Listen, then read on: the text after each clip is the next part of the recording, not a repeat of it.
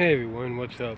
Welcome to this live, and I emphasize live, Labor Day 2017 topics on my mind. Now, I was originally doing this yesterday live at home, but as I was getting more into what I was talking about, several topics, that's when my mom and my nephew came home.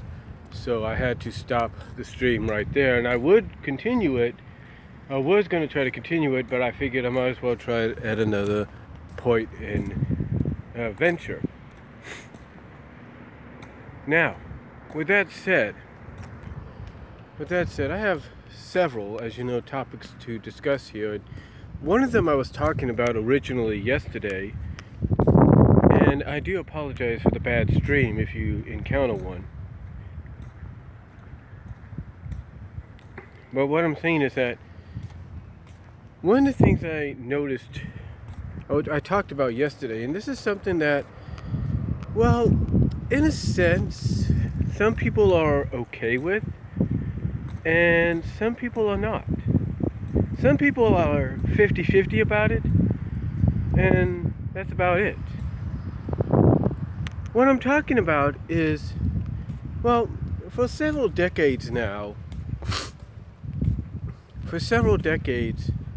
a lot of ministries, a lot of church, Christian, Baptist, Catholic, you name it, ministries have broadcasted their church services over the air on television, whether it's been through the CBN network, courtesy of cable channels or syndication, cable channels being like TBN and Daystar. And like I said, basically the one common thread with these broadcasts is you don't just get them on Sunday mornings. You get an hour's worth, maybe an hour and a half, 2 hours worth of a sermon, which is basically one church service for many. So you get that. But Monday through Friday, you kind of get a church service split into multi-parts. Yeah, you'll get, assumedly, a 2-part church sermon, or no, 2 hour, I should say, a church sermon that will be split up into several parts. So if a church service, like say Joseph Prince, Joel Osteen, John Hagee, you name it, if they have, let's say, about 2 hours worth of service, what happens is channels like TBN and Daystar will split them up, or Joyce Meyer for that as well. But what will happen is cable channels and syndicated over-the-air net channels, as I say, will split these sermons up into half-hour parts. So you get 30 minutes on a Monday, you get 30 minutes on a Tuesday, there's an hour. You get 30 minutes on a Wednesday, you get 30 minutes on a Thursday, there's 2 hours, and then they rinse and repeat. Or they show you a half hour's worth of something from a conference that Joseph Prince, Joyce Meyer, or John Hagee put on at a arena or at a venue, what have you. So they will do that.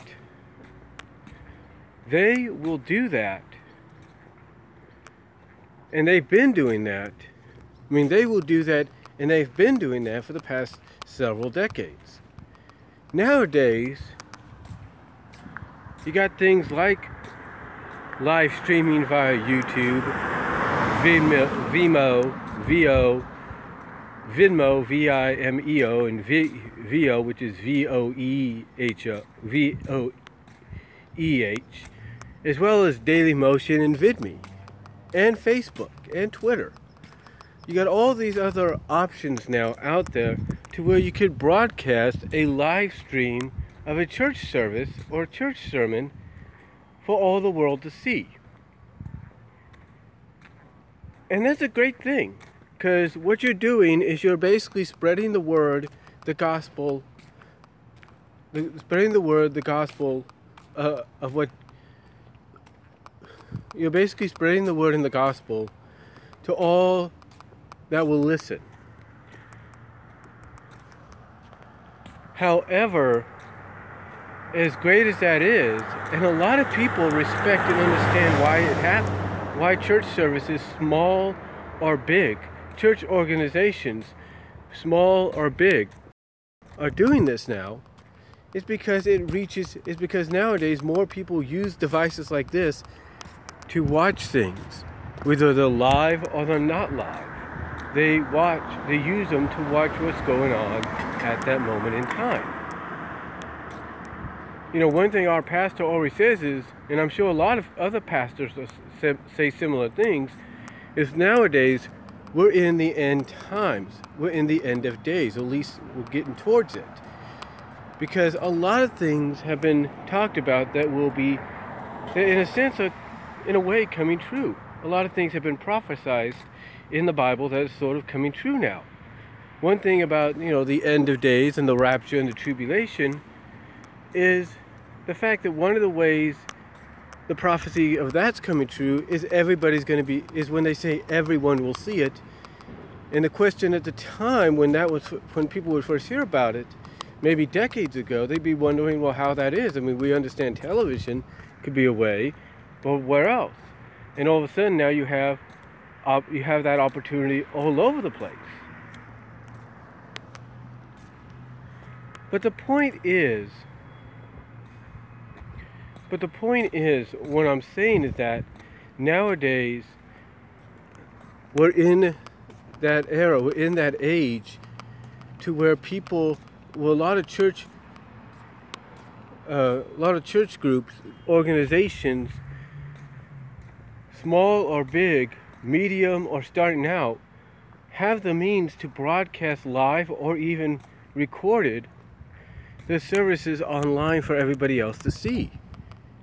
And again, a lot of people love the idea. A lot of people respect why it's happening and get an understanding. And sorry for the bad connection right now. But like I say, a lot of people can understand and respect why it's happening, why they're doing it. You know, why it's happening, why they're doing it. And there are some that may not really appreciate that, you know, this live streaming or pre-recording of a service to put online is available, because a lot of people, and I'm sorry for the bad connection, a lot of people will pretty much, those that should physically be there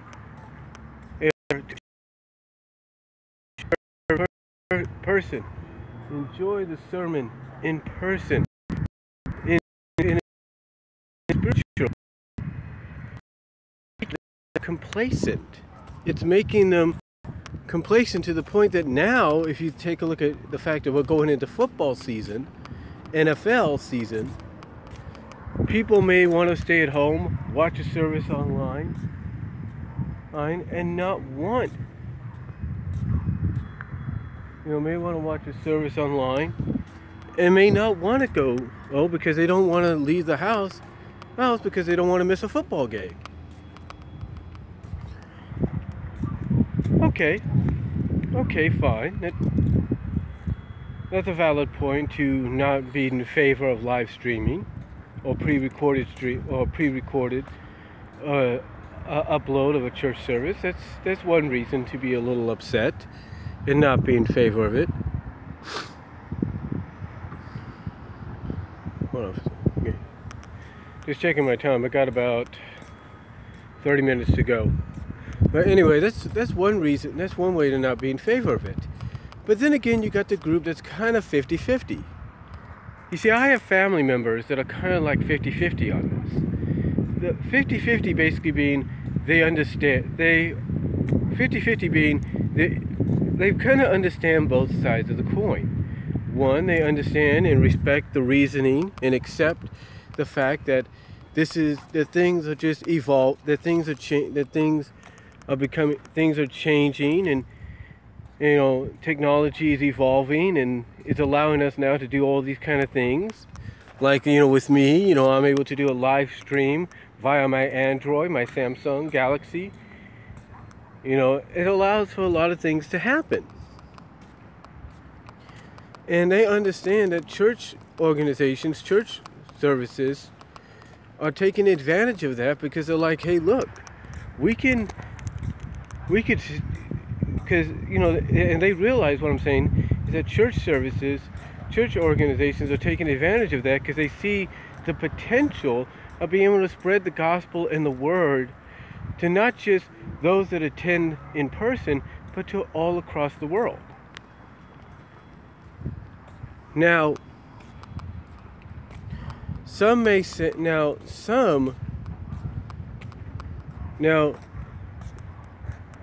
I'm saying, what I'm trying to say is, some that are 50-50, like I say, understand that. But again, like I said, some that understand that on that 50-50 basis, and I know I almost lost track there, so I lost my train of thought there, so I do apologize. They also can understand from the other sides of view, the other point of view. Like I said, they're kind of 50-50. There's a group of people that are 50-50 to where they understand, accept, and respect the fact that this is the next step in spreading the gospel. That if you have to use this kind of technology, to get the gospel, to spread the word of God and what Jesus did for us across the land, across the world, then so be it. But I can also understand where they would be in that 50-50 category of understanding one side and accepting and respecting it, but also looking at the other side of the coin and understanding and respecting what they feel. Because there are people that I know, friends, family, that are in that camp to where, like I said, that are in that camp to where they understand and respect why this is happening, but also feel that maybe something needs to be done, something like a compromise needs to be made, to where, yeah, you could still live stream your services and all that, but instead of just live streaming them, sorry for the bad connection, but instead of just live streaming them, maybe do it every other month or every other week, like twice every month, or maybe. So that way the people that would actually tune in via YouTube or Facebook or whatever, if they want to find out what the next part of the sermon is, they would have to go in physically. They would have to be there physically instead of sitting at home. And that is a compromise that I think they would probably want to present to their church, to their church leaders, to their pastors. It's something that I'm sure they'd be like they probably would like to go up and go up to them and say, look, we understand, appreciate, respect what you're doing with this, but maybe we need to kind of take a step back and do it maybe only twice a month or once a month, because it's making people more complacent to not want to come and just watch it at home. So in a way they can understand, so in a way that 50-50 group can understand both sides of the coin, but them being 50-50 can probably work out some kind of compromise to at least to where both sides could be happy.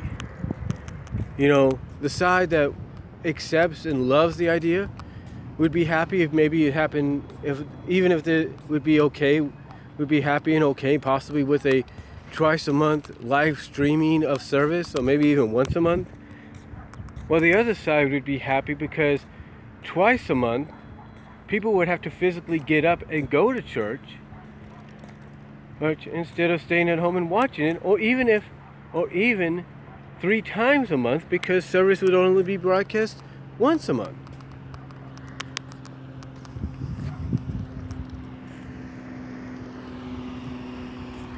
So to me, I look at that 50-50 group and I'm like, they would be more in a camp of they understand both sides, but they could also probably come up with some kind of compromise that would make both sides happy. I mean, because like I said, not everybody's in favor, in reality, are not in favor of the live streaming of church services, no matter what, how big, small, huge your church organization, your church service, your ministry is, that you're a part of, is. It doesn't really matter how big it is. There are going to be people that will be in favor of live streaming and everything. They'll be cool with it. And there will be some that will not be.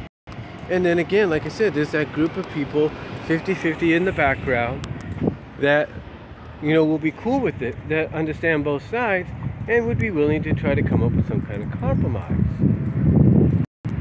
Because if you take a look at something like football season now, and the fact that we're all going to go into the MLB playoffs, there's definitely going to be a group of people that are not going to be happy.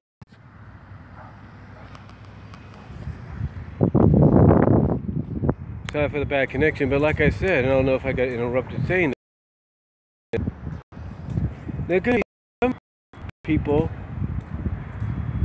like I said, big or small, depending on how it is, not in favor at this time of year, but about to start officially, and the MLB playoffs are going to get on the way. And it'll make and in their eyes, it'll be more of a bigger excuse for people who want to stay at home and watch the service online because they don't want to miss a game. And there will be some people that will not be happy about that. But then again, like I said, there's that group that doesn't, but that's one group. There's the other group that understands and respects why this is happening and can see the potential, the goodness out of it. But then again, you also have that 50-50 group that's willing to compromise, maybe in a way that makes both sides happy.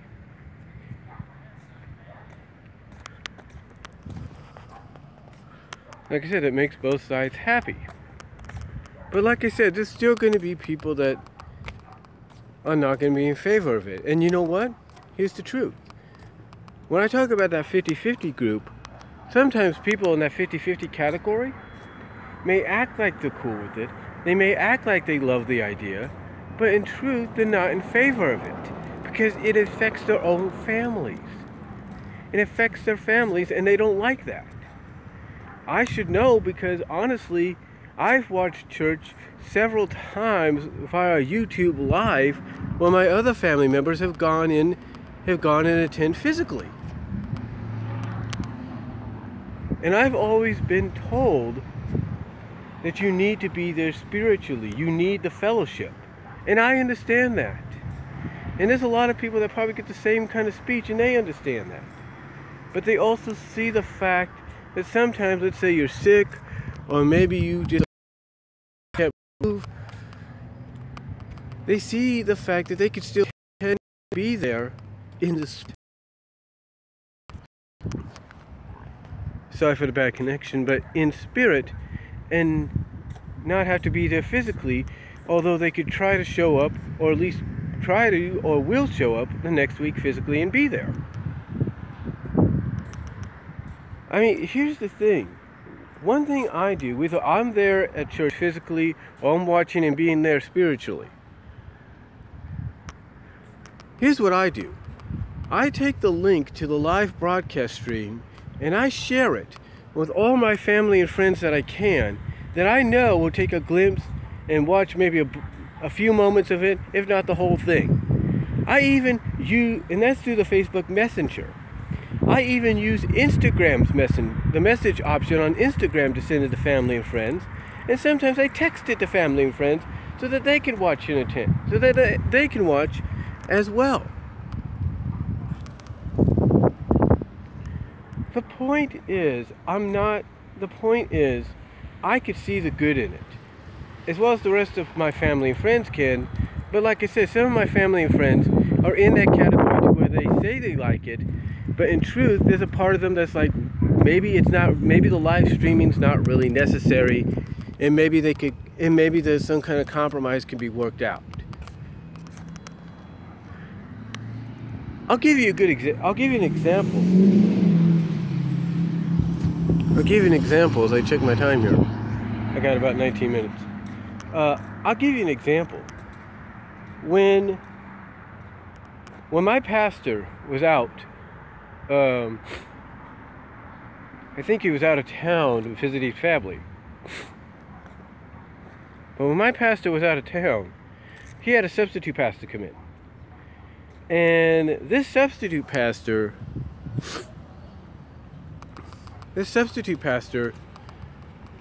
when he came on board, didn't have the church service broadcast live. Why? Well, one, he was the pastor, but two,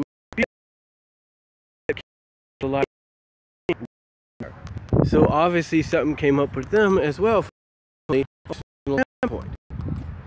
But still, you know, if a church organization is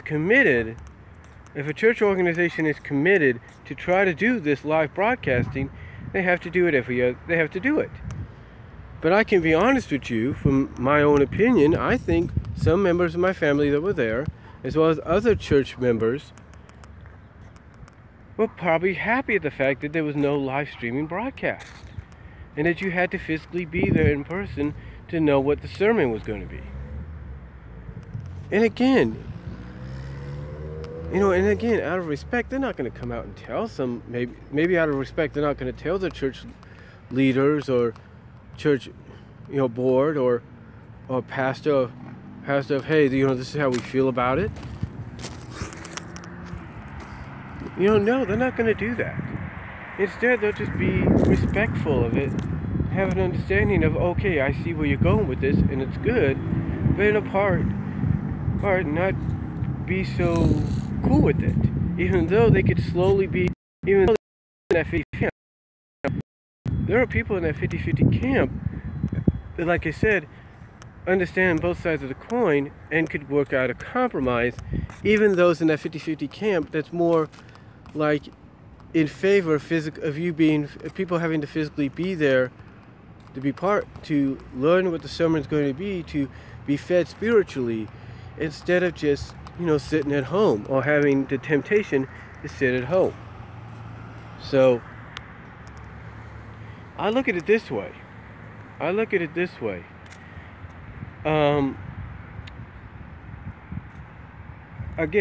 this way. It's a good thing. It's a great thing that's happening. It is. But, like I said, I can understand where some people are coming from. I can understand how people feel. When some of them may or may not like it. And I feel the best thing to do, whether you're part of a small up-and-coming church, or you're part of a medium-sized church or a huge church, my suggestion is to talk to your church leaders, your church board, or your pastor, express how you really feel, and try to work out some kind of compromise to be like, maybe twice a month it gets live streamed, and then the other 2 weeks or the other 2 Sundays, the people have to come there physically, or maybe once a month. Because I think if a compromise can be made, people would be more accepting of this whole thing. Even those that may not be in favor of it would probably be more accepting of it. But I think it's a good thing, and we'll just have to wait and see what happens in the future. But like I said, I can understand both sides of the coin, because I have family that has voiced their opinion on both sides of it, how they feel it's a good thing and how they feel it's not a good thing. So, but that's just my take on that. I got about 15 minutes. Alright, another thing I want to talk about quickly talk about, another topic, is spoilers. Mostly, MLP FIM, My Little Pony Friendship is Magic, Season 7 has been known to be a very spoilish season. The reason I say that is because a lot of people, a lot of the fan base, a lot of the community have been very vocal at the fact that in the early parts of the season, places like Teletoon in Canada and Boomerang in Australia have been showing the episodes ahead of the US release. And by showing them ahead of the US release, not only does the episode end up being uploaded onto Facebook or YouTube or Dailymotion or VidMe, but also there's a lot of people that will review the episode, and at the same time they're reviewing it, they will in a sense almost spoil it. And that's a fact. So imagine a lot of people's surprise when this time it wasn't Teletoon or Boomerang Australia that spilled the beans or leaked an episode before its official release. Imagine everybody's surprise when they found out that Hasbro, in a sense themselves, along with DHX Media through one of the Hasbro channels on YouTube and through iTunes and such, ended up releasing this Saturday's episode, Daring Don't or Daring Done or however you call it, instead of To Change a Changeling, which was aired this past Saturday. Even one fan said that they had bought all of season 7 so that they can always have so that they can have not just the season. Well, what I'm saying is, there's one fan that mentioned they had bought all of season 7 on iTunes so they could watch it, so they can watch the new episodes as they get uploaded onto iTunes as well as other places. Imagine their surprise when instead of getting To Change a Changeling, they got the Daring Do episode.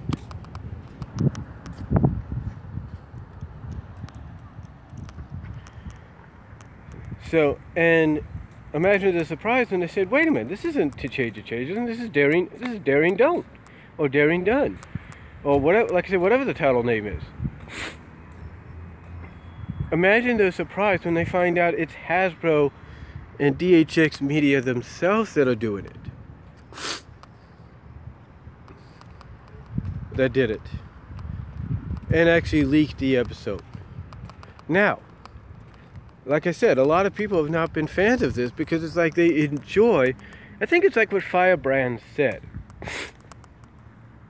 When he and Mad Munchkin or Maddie did their collab on The One Where Pinky Knows from season 5. He said that he's one of those individuals that don't like spoilers. They don't like to be spoiled about something.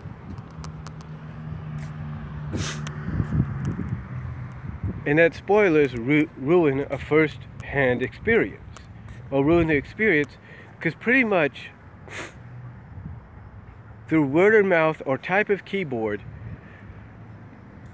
you pretty much have somebody ruining the experience for you before you get a chance to watch it firsthand. Now, true, you could avoid spoilers, you could avoid the episodes before the official release date, and that's fine. That's cool. Like I said, that's fine, that's cool. But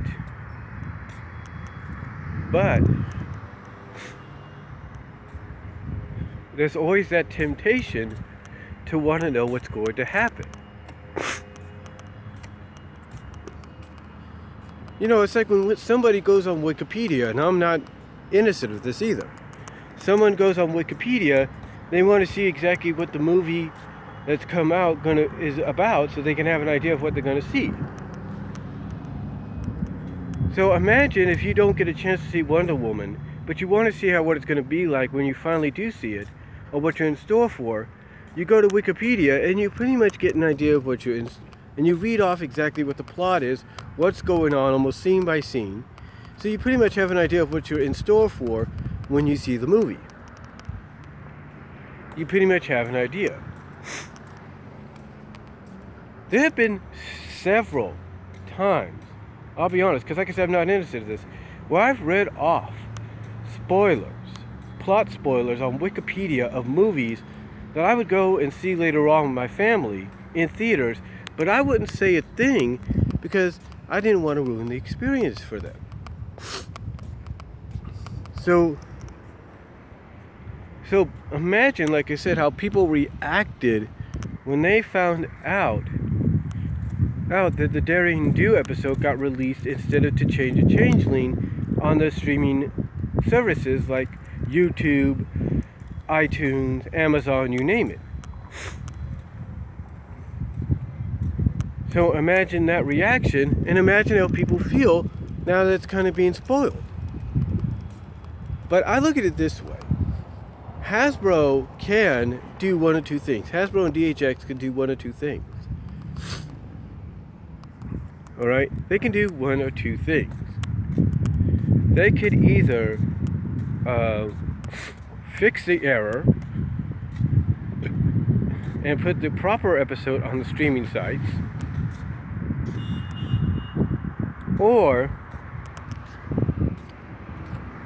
they can leave it and say, hey, we screwed up, we're not going to say anything, here you go ahead and keep it online, well, it's our fault, enjoy.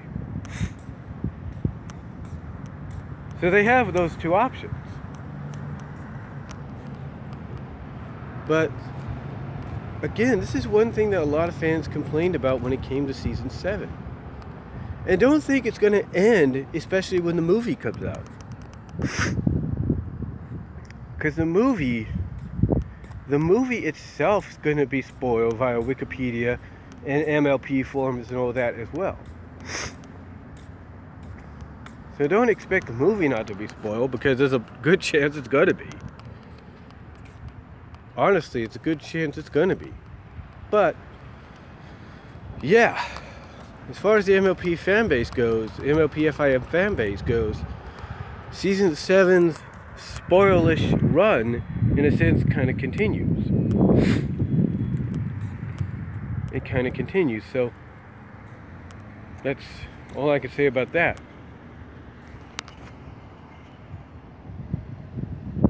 I got 7 minutes. One last thing I do want to talk about.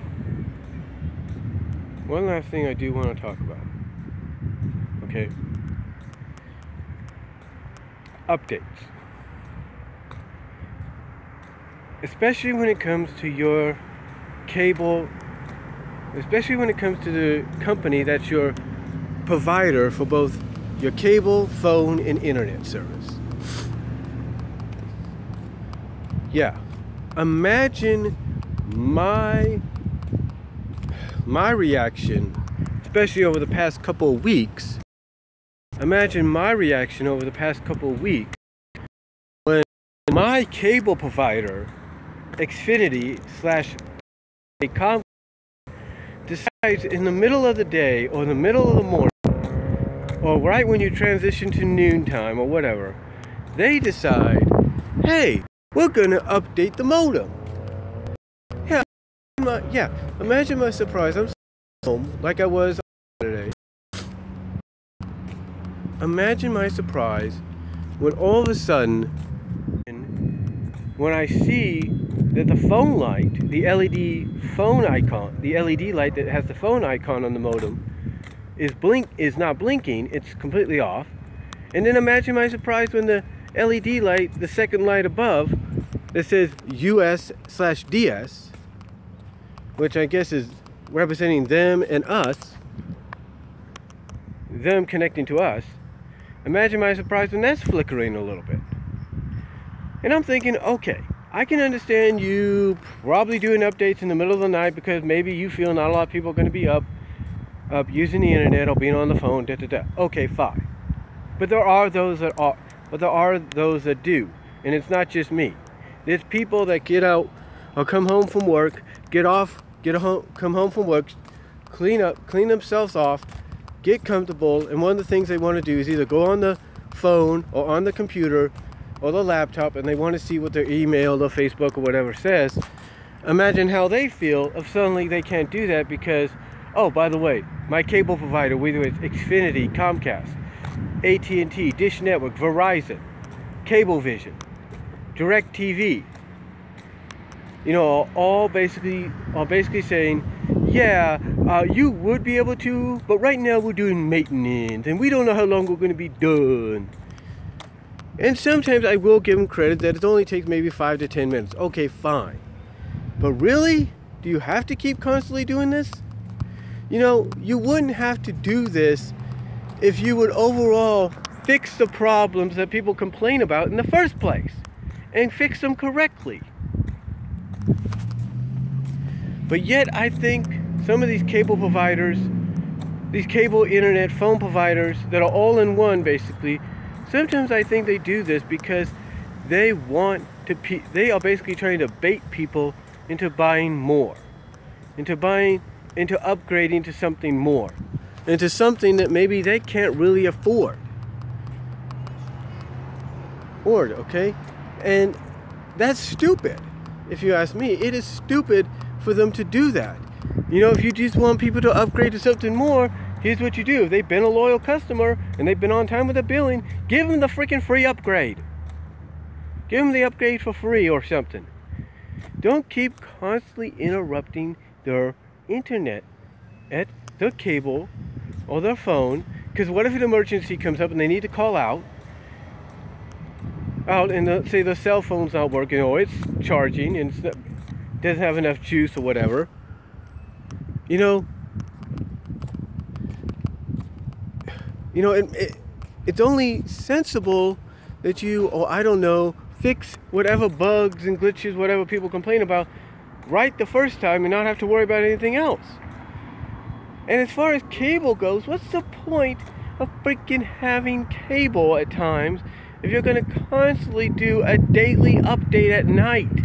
Because like I said, there are people that will come home late from work, late at night from work, clean up, rest up, and want to watch some television before they go to bed. And what happens?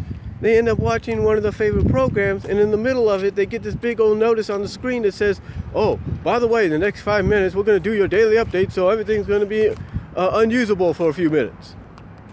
Really? Here's an idea. Why don't you do a huge monthly update once a month and be done with it? It makes more sense than doing something twice. Doing something every freaking night or every freaking day. Alright? It makes more sense. And if that's not enough. What about, let's say your overall provider for your phone, cable, and internet is also the provider for your home security. How would you feel if all of a sudden, and if you're new to it, you're looking at your home security monitor and you're thinking, why is it off, or why is it not working? And you find out maybe if it says it in some shape or form that it's updating, maintenance is working on it or whatever, how do you think you're going to feel? Not so good, right? And maybe you can understand if it happens once a month or every other month, but not like two times a month and within the span of a week. The point is, these updates, I can understand the reason they happen, the reason your overall cable, internet, phone, and security providers do them. But they need to basically work it out to where they're not a constant bug or constant annoyance. To where basically, if it's going to happen, do one mega update once a month or every other month and be done with it. That way, you got it out of the way, you You got whatever potential bugs that have been talked. You know, you got whatever bugs that have been talked about and addressed by people, finally taken care of and stuff. Basically, you overall fix the problem, and you don't have to worry about it for another month or another 2 months at minimum. So when I look at updates, I look at the fact that I understand why they happen, but I think providers, no matter who you are, whether you provide all 4 options that I said, that I mentioned, or just 3, you need to basically work something out to where this doesn't become an annoyance to people, and that's a fact.